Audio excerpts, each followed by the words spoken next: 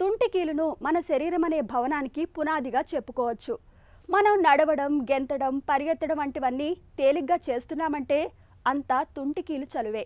తుంటి ఎముక, తుంటికీలు రెండు గిన్నెలో బంతి మాదిరిగా ఒకదానిలోకి మరొకటి ఒదిగిపోయి రకరకాల దిశల్లో కదులుతుంటాయి. నిలుచున్నప్పుడు, కూర్చున్నప్పుడు శరీర బరువును మోస్తుంటాయి. ఇలా నిరంతరం శ్రమించడం వల్ల వయసు మీద పడుతున్న కొద్దీ తుంటికీలు దెబ్బతినే ప్రమాదం కాస్త ఎక్కువగానే ఉంటుంది. చిన్న చిన్న గాయాలు సైతం పెనుశాపంగా పరిణమిస్తుంటాయి. ఇటీవల బాత్రూంలోనో ఇంట్లోనో జారిపడడం, ఆపై తుంటి ఎముక విరగడం అనేది చాలామందికి పెద్ద సమస్యగా మారుతుంది. దీనిని నిర్లక్ష్యం చేయడానికి లేదు. చికిత్స ఆలస్యమైతే మంచానికే పరిమితమయ్యే ప్రమాదం కూడా ఉంటుంది. ఈ నేపథ్యంలో తుంటి ఎముక, కీలు విరగడానికి కారణాలు, చికిత్సల గురించి డాక్టర్ని అడిగి ఇప్పుడు తెలుసుకుందాం.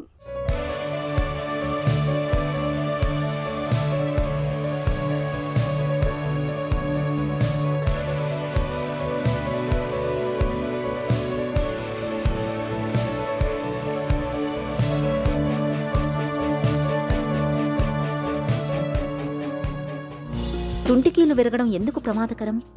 మన బాడీలో అన్ని joints important, but hip joint is very much important.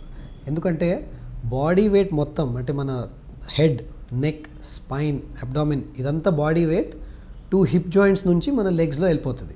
So 2 hip joints ఉంటాయి మనకి, and it is what is called a ball and socket joint. అంటే థై బోన్, ఫీమర్, ఇలా ఒక బాల్ షేప్ ఎండ్లో ఉంటుంది అది, అండ్ పెల్విస్లో ఒక సాకెట్ ఉంటుంది. సో దీంట్లో మొత్తం మూవ్మెంట్ అవుతుంది. సో ఈ బాల్ అండ్ సాకెట్ జాయింట్ మనకి చాలా ఇంపార్టెంట్. నాట్ జస్ట్ వాకింగ్ అయితే మీకు అర్థమైపోయింది, పుట్టింగ్ ద వెయిట్, అంటే మొత్తం బాడీ వెయిట్ దానిపైన పడుతుంది.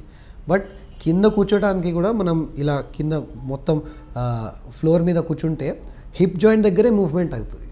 ఈవెన్ స్క్వాటింగ్ చేస్తే అక్కడే అటువైపే మూవ్మెంట్ ఉంటుంది. మళ్ళీ లేస్తే, చైర్ మీద నుంచి లేస్తే కింద కూర్చుంటే hip joint is the most important. So మీరు అడిగే question, fracture of the hip joint. Imagine, ఇప్పుడు మనం మొత్తం బాడీ వెయిట్ దానిపైన నుంచి వెళ్తుంది, మీకు ఫ్రాక్చర్ అయ్యి అక్కడ ఒక కనెక్షనే లేదంటే you will not be able to walk. Hip joint ఫ్రాక్చర్స్కి మీరు ట్రీట్ చేయకుండా అట్లనే వదిలేస్తే ఆల్మోస్ట్ మీరు బెడ్ రిటర్న్ అయిపోతారు. There is no question. Especially మనకి ఆ క్వశ్చన్ ఎప్పుడు వస్తుంది? ఓల్డ్ ఏజ్లో ఈ బోన్స్ ఓవరాల్ వీక్ అయిపోతాయి. వీక్ బోన్స్లో సపోజ్ బాడీలో ఏమైనా ఇంజురీ, దెబ్బ తగిలితే, కింద పడి హిప్ జాయింట్ ఫ్రాక్చర్ అవ్వడం చాలా కామన్.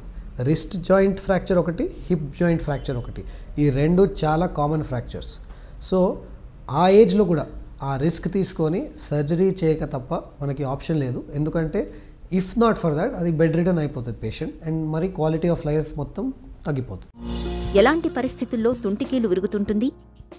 ఏ ఏజ్లో అయినా మనకి ఫ్రాక్చర్స్ బాడీలో ఎక్కడైనా అవ్వచ్చు. బికాస్ సపోజ్ యాక్సిడెంట్ అవుతే, బండి నుంచి పడితే, మనం any joint can be fractured. కానీ హిప్ జాయింట్ ఫ్రాక్చర్ ఇంపార్టెన్స్ ఎక్కడ వస్తుందంటే ఓల్డర్ ఏజ్ గ్రూప్లో. సో 65 తర్వాత, 70, 75, 80, ఎందుకంటే ఆస్టియోపోరోసిస్ అంటే వీక్ బోన్స్ అప్పుడే with old age week bones వచ్చేస్తాయి బాడీలో. సో బాత్రూంలో పడిపోవడం, ఇంట్లో పడిపోవడం, ఇవన్నీ కామన్ ఆ ఏజ్ గ్రూప్లో. బికాస్ బ్యాలెన్స్ ఉండదు బాడీది. పడిపోతే ఇమ్మీడియట్ ఫస్ట్ ఇంజురీ మనకి దెబ్బ ఇక్కడే తగులుతుంది, హిప్ జాయింట్ దగ్గరే తగులుతుంది. దేర్ఫోర్ ఈ హిప్ జాయింట్ ఓల్డ్ ఏజ్లో చాలా ఇంపార్టెంట్. బాత్రూంలో పడినప్పుడు తుంటికి ఎందుకు సమస్యలు ఎక్కువ?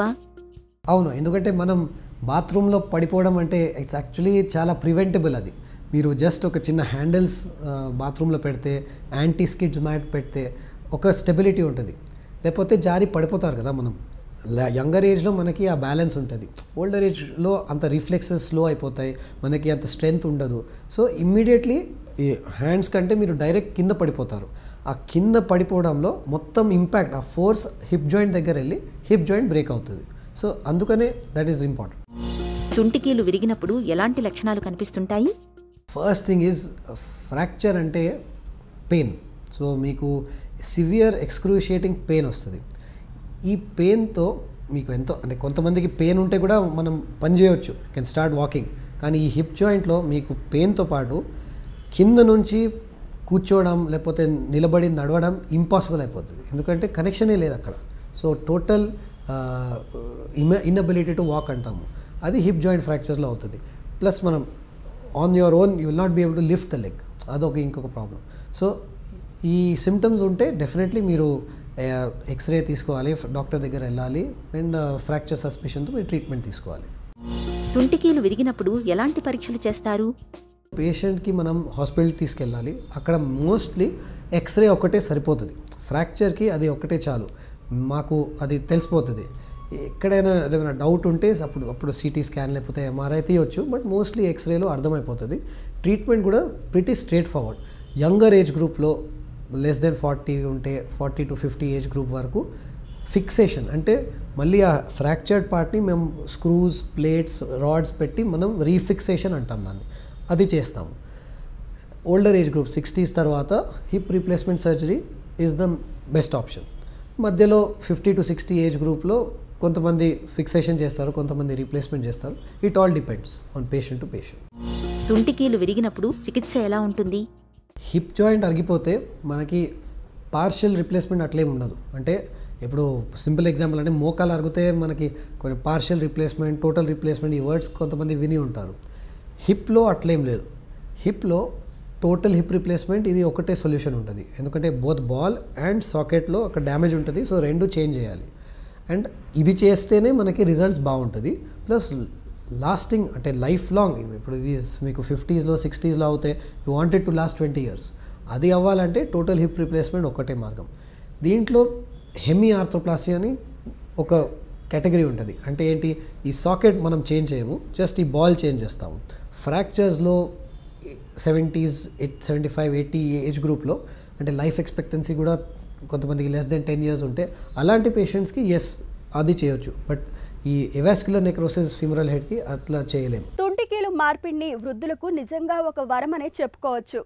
మంచానికే పరిమితం అవ్వాల్సిన అఘాయిత్యాన్ని తప్పిస్తూ మలి వయసులో తమ పనులు తాము చేసుకునేందుకు తుంటికీలు మార్పిడి అనేది ఎంతగానో ఉపకరిస్తుంది.